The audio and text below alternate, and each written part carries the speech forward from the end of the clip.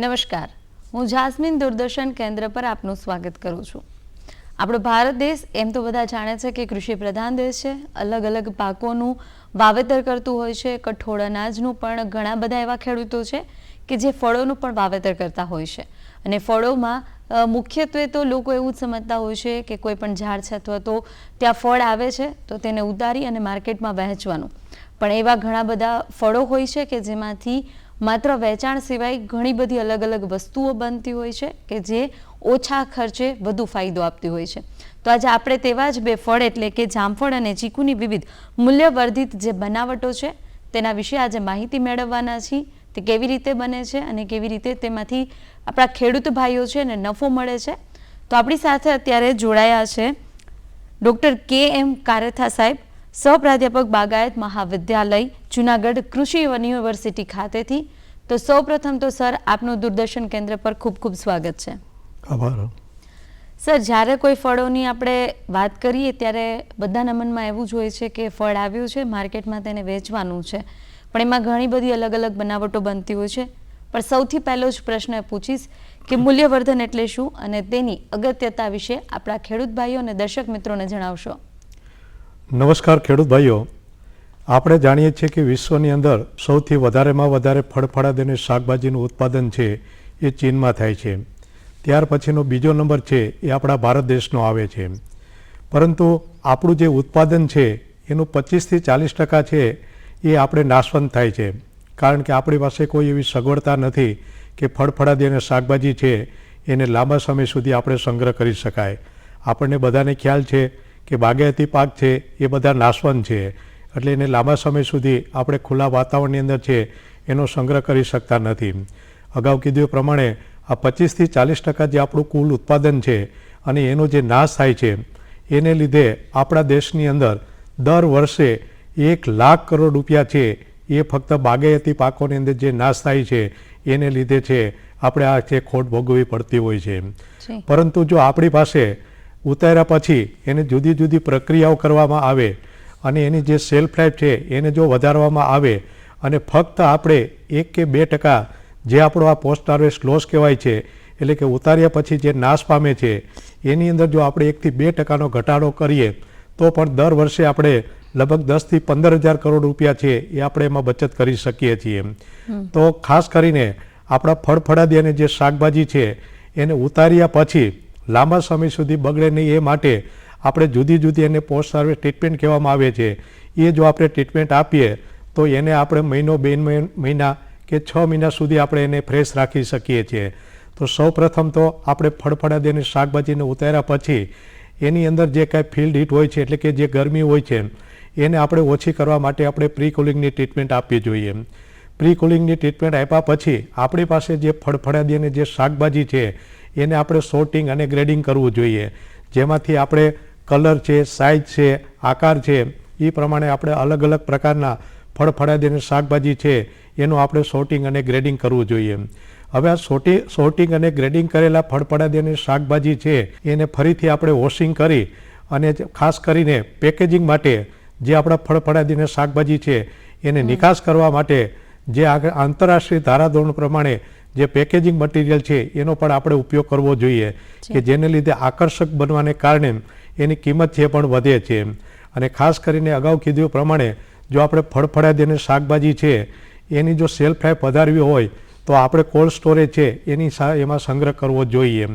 બીજી આપણે મૂલ્યવર્ધનની જે વાત કરીએ તો ખાસ કરીને એ છે પ્રોસેસિંગ છે, એટલે કે ફળફળાદી અને શાકભાજી છે એમાંથી આપણે જુદી જુદી બનાવટો બનાવવાની છે, જેમ કે જામ છે, જેલી છે, અથાણા છે, શરબતો છે, કેન્ડી છે। એટલે આવી જુદી જુદી આપણે મૂલ્યવર્ધિત જો બનાવટો બનાવીએ તો એની જે મૂળ કિંમત છે એના કરતાં આપણે અનેક ગણી એની કિંમતમાં વધારો કરી શકીએ છીએ અને એને લીધે છે ખેડૂત છે એને વધારેમાં વધારે આર્થિક ફાયદો થાય છે।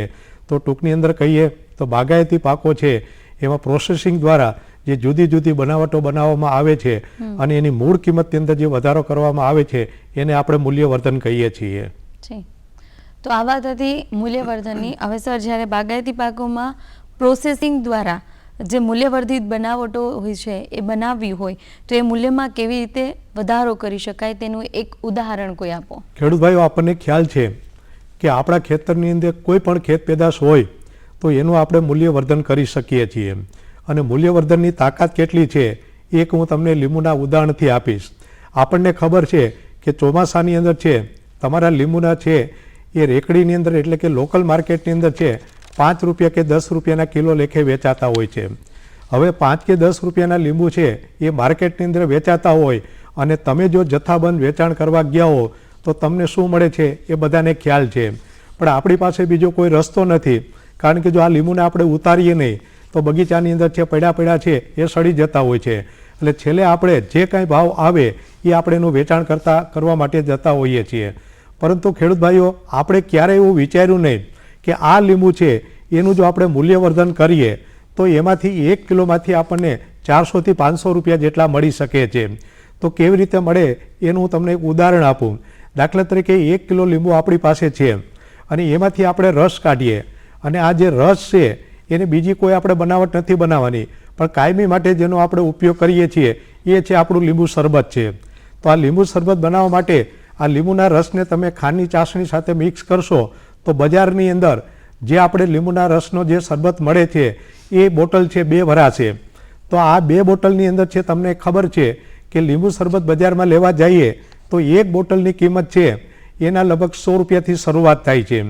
તો અહીંયા તો આપણી પાસે 2 બોટલ ભરાણી છે તો 200 રૂપિયા આપણને મળે છે. હવે 200 રૂપિયામાંથી 100 રૂપિયા છે એ આપણે એના ખર્ચા પેટે કાઢી નાખીએ તો પણ આપણને 1 કિલો લીંબુમાંથી એનું આપણે પ્રોસેસિંગ કર્યું એટલે કે આપણે એનું મૂલ્યવર્ધન કર્યું તો પણ આપણને 100 રૂપિયા મળે છે.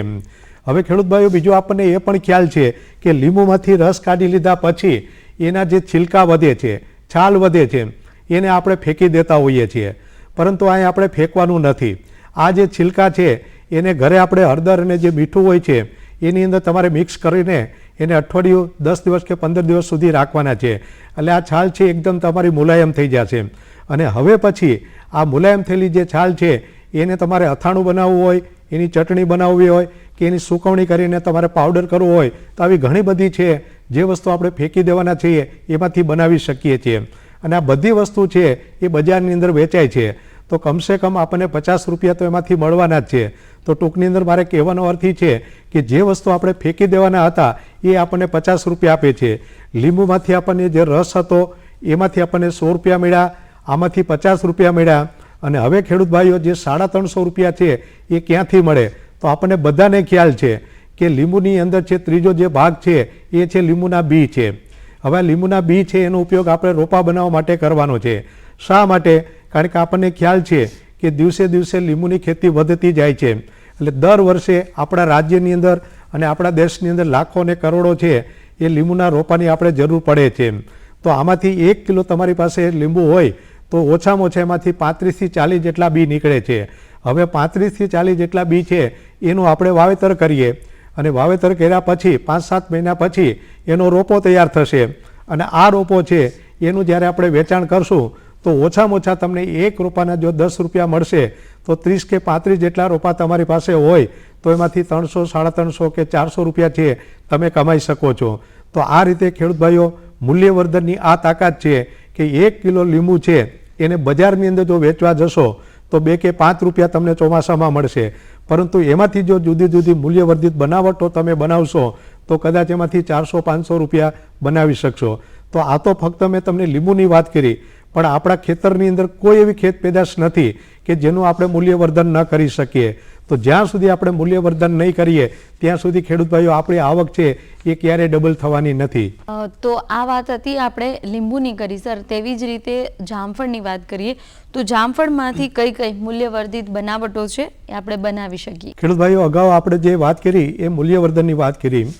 તો જેમ લીંબુનું મેં તમને કીધું કે ક્યારેક છે 5 રૂપિયાના કિલો વેચાતા હોય છે, એવી જ રીતે છે જામફળ છે એ પણ ક્યારેક ક્યારેક છે 5 કે 10 રૂપિયાના કિલો વેચાતા હોય છે.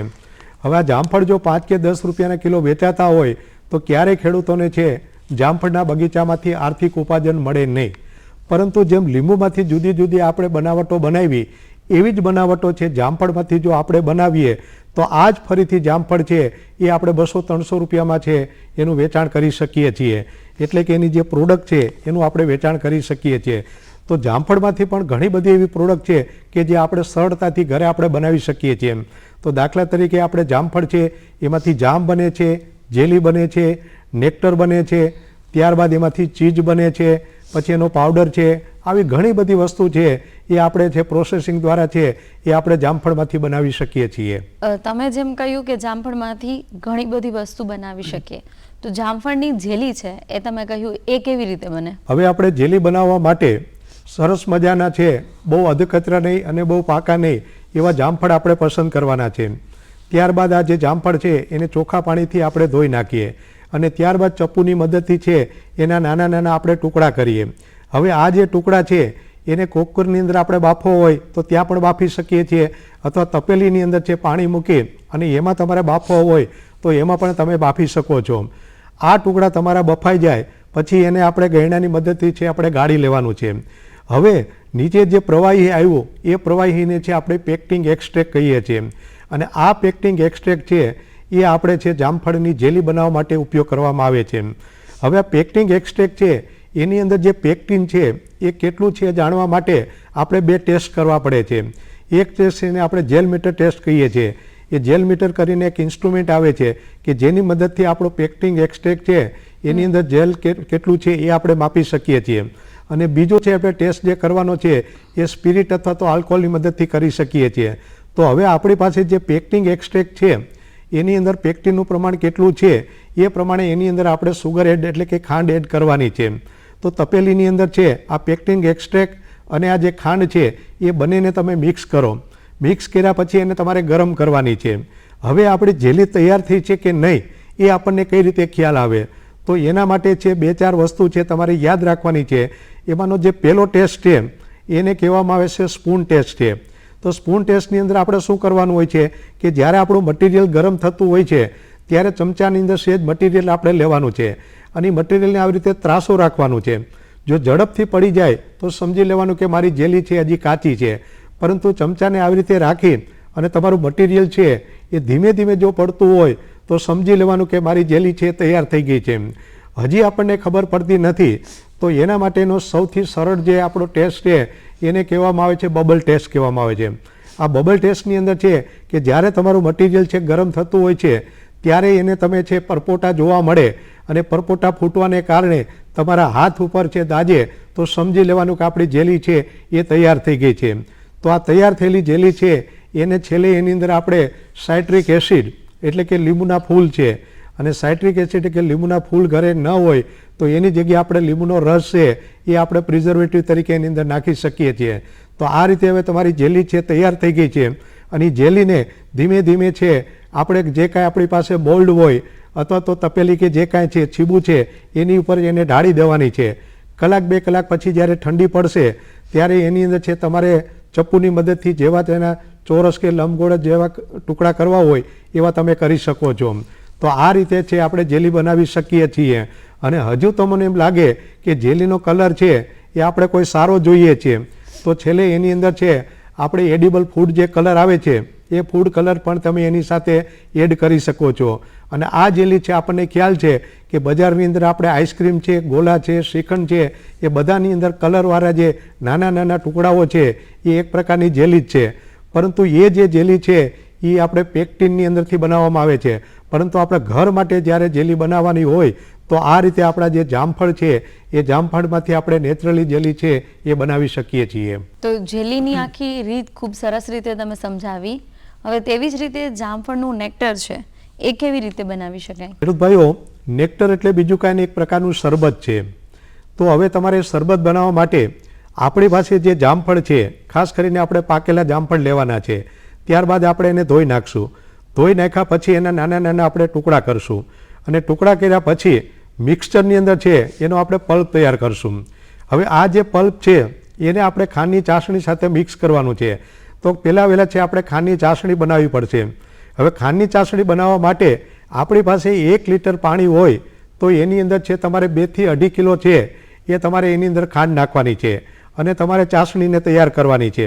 આ ચાસણી તૈયાર થઈ જાય પછી એને એકદમ તમારે ઠંડી પડવા દેવાની છે, અને ઠંડી પડી જાય પછી તમારી પાસે જે કાંઈ પલ્પ છે અથવા તો જે જ્યુસ છે એને સાથે તમારે મિક્સ કરવાનો છે. મિક્સ કર્યા પછી એનું આપણે માપન કરવાનું છે. અને હજુ તમને એમ લાગે કે અમારે વધારે એને લાંબા સમય સુધી છે રાખવું છે તો એની અંદર આપણે પ્રિઝર્વેટિવનો યુઝ કરી શકીએ છીએ. તો પ્રિઝર્વેટિવ તરીકે માર્કેટની અંદર છે 2 પ્રકારના પ્રિઝર્વેટિવ મળે છે. એક છે પોટેશિયમ મેટાબાયસલ્ફાઇડ છે અને એક છે સોડિયમ બેન્ઝોએટ છે. આ તમે બંને છે એની અંદર એડ કરી શકો છો, પરંતુ કેટલો એડ કરવો એ ખૂબ જ અગત્યનું છે. જો તમારી પાસે 1 લીટર જે નેક્ટર હોય તો એની અંદર છે વધીને 1 ગ્રામ છે તમારે એડ કરવાનો છે. 1 ગ્રામ કરતાં વધારે આપણે એડ કરશું તો ઘણી વખત છે એની અંદર આપણે સલ્ફર ડાયોક્સાઇડ છે એની સ્મેલ આવવાને કારણે આપણને એવું લાગે છે કે આપણું નેક્ટર બગડી ગયું હોય છે. હકીકતની અંદર એ બગડ્યું નથી. આ આપણે ક્યારે યુઝ કરવાનો છે કે લાંબા સમય સુધી આપણે યુઝ કરવો હોય તો. જો 2-5 દિવસની અંદર આ નેક્ટરનો ઉપયોગ કરવો હોય તો પછી આ રીતે પ્રિઝર્વેટિવ નાખવાની કોઈ જરૂર નથી. હવે તમારું જે નેક્ટર બની ગયું છે અને એને તમારે સ્ટરીલાઇઝ એટલે કે જંતુરહિત જે બોટલ છે એ બોટલની અંદર તમે ભરી અને ફ્રીજની અંદર તમે એનો સંગ્રહ કરી શકો છો. તો જ્યારે આપણે ઉપયોગ કરવાનો થાય ત્યારે આ નેક્ટર છે એને આપણે એને પાણી સાથે મિક્સ કરી અને જેવો તમને ટેસ્ટ ગમે એ પ્રમાણે એડ કરી અને આપણે નેક્ટરનો ઉપયોગ છે એ કરી શકીએ છીએ. સર, જેલી અને નેક્ટર આ બંને વિશે તો જાણ્યું, પણ જામફળમાંથી ચીઝ બને આ એક આશ્ચર્યચકિત વાત લાગે છે થોડીક. આના વિશે જણાવશો કે ચીઝ કેવી રીતે બને છે? ચીઝ બનાવવી પણ ઘર માટે ખૂબ જ આપણે સરળ છે. તો એના માટે છે આપણે અધકચરા છે અથવા તો થોડા પાકેલા છે એ આ પ્રકારના જામફળના ફ્રૂટ આપણે લઈએ અને ત્યારબાદ છે એના નાના નાના આપણે ટુકડા કરી નાખીએ. ટુકડા કર્યા પછી આપણે એને મિક્સચરની અંદર છે એનો પલ્પ તૈયાર કરીએ. અને વધારે સારો ચીજ કરવું હોય તો આ જે ટુકડા છે એને આપણે છે એને બાફી નાખશું અને ત્યારબાદ એનો જે પલ્પ છે એ પલ્પનું આપણે ગાળણ કરી લેશું. એટલે કે એમાંથી બી અથવા તો છાલ હોય એને આપણે દૂર કરશું. હવે તમારી પાસે જેટલો પલ્પ છે એટલી જ એની અંદર આપણે સુગર એટલે કે ખાંડ નાખશું. એટલે દાખલા તરીકે તમારી પાસે 1 કિલો પલ્પ હોય તો એની અંદર 1 કિલો તમે ખાંડ નાખો. આ બંનેને મિક્સ કરી અને આપણે એને ગરમ કરવાનું છે. ગરમ કરતી વખતે એની અંદર છે લીંબુનો રસ છે એ પણ થોડોક એની અંદર એડ કરવાનો છે. અને છેલ્લે જ્યારે ઘટ્ટ થઈ જાય ત્યારે એની અંદર છે આપણે ગુજરાતીમાં કહીએ તો માખણ અથવા તો જે ચીઝ છે એની 2-3 ચમચી છે તમારે એડ કરવાની છે. અને પછી જ્યારે એકદમ ઘટ્ટ થઈ જાય ત્યારબાદ એને તમે સ્ટવ પરથી ઉતારી અને તમારી પાસે જે કાંઈ મોલ્ડ હોય એ મોલ્ડની અંદર છે અથવા તો આપણી પાસે છીબું કે જે કાંઈ છે એમાં એને તમે ઢાળી દો. અને વધારે તમારે ટેસ્ટી કરવું હોય તો માર્કેટની અંદર છે જુદા જુદા પ્રકારના એસન્સ મળતા હોય છે. તો આ એસન્સ છે એના 2-4 તમે ટીપા નાખશો તો જેના તમારે એસન્સ હશે એનો તમને ચીઝનો ટેસ્ટ આવશે.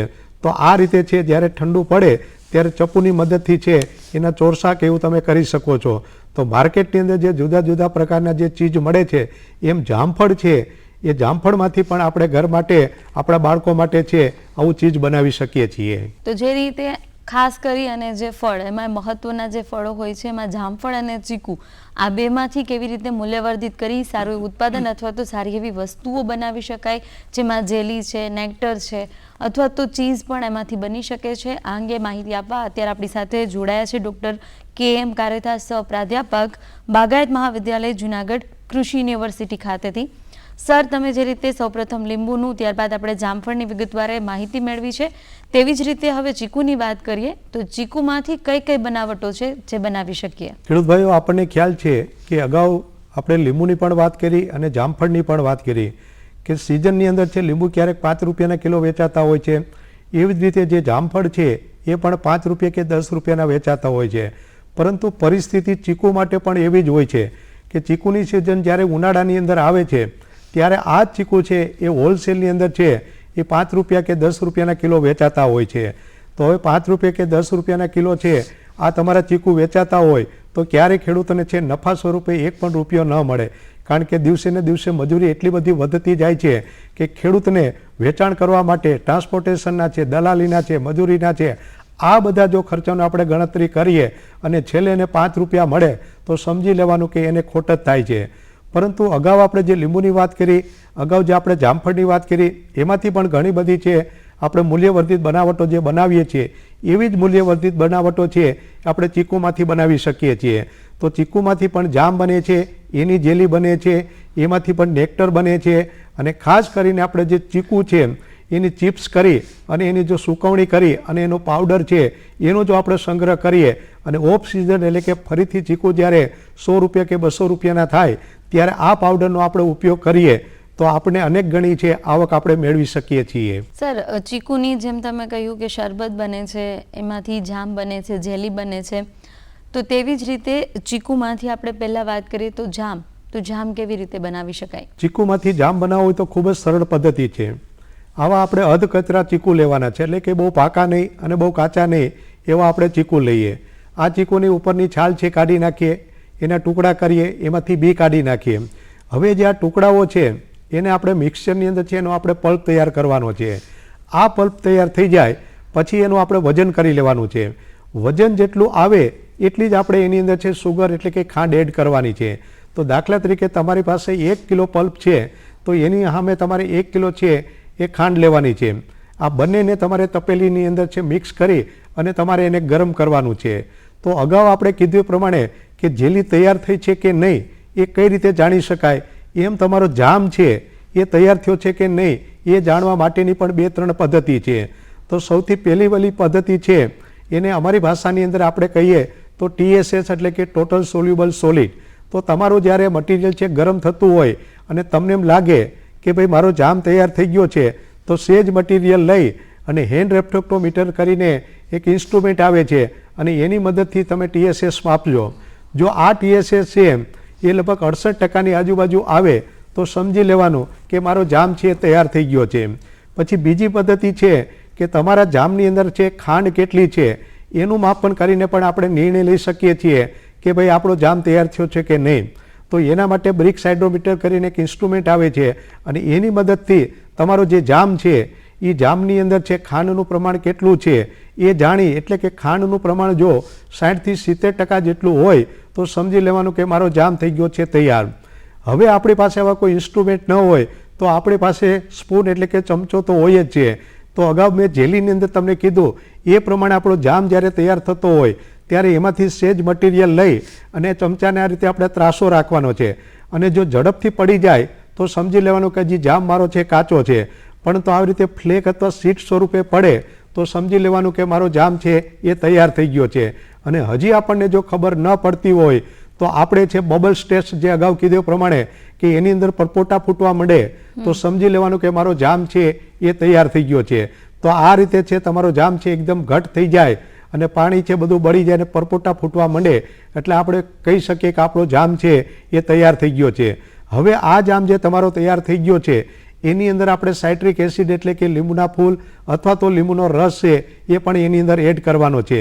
તો તમારો તૈયાર થયેલો જામ છે એને હવે આપણે સ્ટરીલાઇઝ આપણી પાસે જે કાંઈ ટીન હોય, કેન હોય કે બોટલ હોય એ બોટલની અંદર તમારે એને ભરી દેવાનું છે. તો આ રીતે ખેડૂત ભાઈઓ છે બજારની અંદર દરેક પ્રકારના જામ છે બજારમાં મળે જ છે, પરંતુ આપણી પાસે ચીકુ છે અને ચીકુના ભાવ આપણને મળતા નથી. તો એની અંદર છે તમે આ જામ બનાવી અને માર્કેટિંગ કરશો તો પણ તમને અનેક ગણા છે એ રૂપિયા મળશે. સર, ચીકુના જામ વિશે આપણે માહિતી મેળવી. તમે અગાઉ વાત કરી કે ચીકુની સ્લાઇસ છે, સૂકેલી સ્લાઇસ, એ કેવી રીતે બનાવી શકાય? હવે ખેડૂત ભાઈઓ આપણને એમ થાય કે ચીકુ છે એની સ્લાઇસીસ આપણે કરવી હોય, સુકવણી કરવી હોય તો પણ સરળતાથી કરી શકીએ છીએ. તો એના માટે બીજું કાંઈ કરવાનું નથી. આપણી પાસે જે ચીકુ છે એ ચીકુને તમારે ચપ્પુની મદદથી એની સ્લાઇસીસ કરી લેવાની છે, અથવા તો એના ઇન્સ્ટ્રુમેન્ટ આવે છે કે જેની મદદથી છે તમે એક કરતાં વધારે એની સ્લાઇસીસ કરી શકો છો. હવે આ સ્લાઇસીસ છે અથવા તો જે ચીપ છે એને તમારે સુકવણી કરવાની છે. તો સુકવણી કરવા માટે તમે 2-3 રીતે કરી શકો છો. એક છે આપણે ખુલ્લાની અંદર એટલે કે સૂર્યપ્રકાશની અંદર. સૂર્યપ્રકાશની અંદર છે તમારી સ્લાઇસીસ રાખશો તો એ વધીને 2 કે 4 દિવસની અંદર છે સુકાઈ જશે. પરંતુ તમારી પાસે એક ધંધો લઈને તમે બેઠા છો તો તમારી પાસે છે ઓવન હોય અથવા તો ડિહાઇડ્રેટર હોય તો એની અંદર છે તમે ચિપ્સ રાખી દેશો અને એનું જે ટેમ્પરેચર છે એ મેન્ટેન કરશો તો કદાચ છે 4 કે 5 કલાકની અંદર છે એની પણ સુકવણી થઈ જશે. અને આ સુકાયેલી તમારી જે ચિપ્સ છે એને તમે 2 રીતે ઉપયોગ કરી શકો છો. વેચાણ માટે તમારે ચિપ્સ છે એને સરસ મજાનું પેકિંગ કરી અને માર્કેટની અંદર છે સપોટા ચિપ્સ તરીકે પણ એનું માર્કેટિંગ કરી શકો છો. અને બીજું છે એમાંથી તમે પાવડર બનાવી અને પણ એનું તમે માર્કેટિંગ કરી શકો છો. તો કચ્છની અંદર એવા ઘણા બધા ખેડૂતો છે કે જ્યારે એને એવું લાગે છે કે ભાઈ ચીકુના ભાવ મળતા નથી ત્યારે એ લોકો છે ઘરગથ્થુ એની નાની નાની ચિપ્સ બનાવી અને આપણા સૂર્યપ્રકાશની અંદર છે ખુલ્લાની અંદર છે એની સુકવણી કરે છે. અને સુકવણી કર્યા પછી એને સરસ મજાનું પેકિંગ કરે છે અને એ પોતાની જે બ્રાન્ડનું જે નામ છે એણે લખ્યું છે કચકા સપોટા ચિપ્સ, એવી રીતે એનું બ્રાન્ડિંગ પણ કરે છે. તો આ રીતે છે આપણે એનો સંગ્રહ કરી અને માર્કેટિંગ પણ આપણે કરી શકીએ છીએ. જી ખેડૂત ભાઈઓ અને ખાસ દર્શક મિત્રો, જે આપણે ફળ છે એ આપણે નેચરલી ખાતા હોય છે, પણ સરે કહ્યું એમ એનું જ્યારે બજાર માર્કેટ ભાવ ઓછા હોય છે ત્યારે અનેક પ્રકારે તેનું મૂલ્યવર્ધન કરી શકાય છે. જેમ કે મુખ્યત્વે લીંબુ છે, જામફળ છે અથવા તો ચીકુ છે, એની જામ બનાવી શકીએ, જેલી, શરબત અને ચીઝ પણ તેમાંથી બનતા હોય છે. તો ખાસ કરી આજનો જે વિષય છે એ ખેડૂત ભાઈઓ અને દર્શક મિત્રો માટે ખૂબ જ મહત્વનો રહ્યો છે. ખેડૂત ભાઈઓ માટે જેમના પાકો છે એનો અલગ પ્રકારે ઘણી બધી બનાવટો બનાવી શકાય છે. અને ખાસ કરી કારેથા સાહેબ, તમે અમારી સાથે જોડાયા, આપણા ખેડૂત મિત્રોને સરસ મજાની માહિતી આપી, તે બદલ આપનો ખૂબ ખૂબ આભાર. આભાર.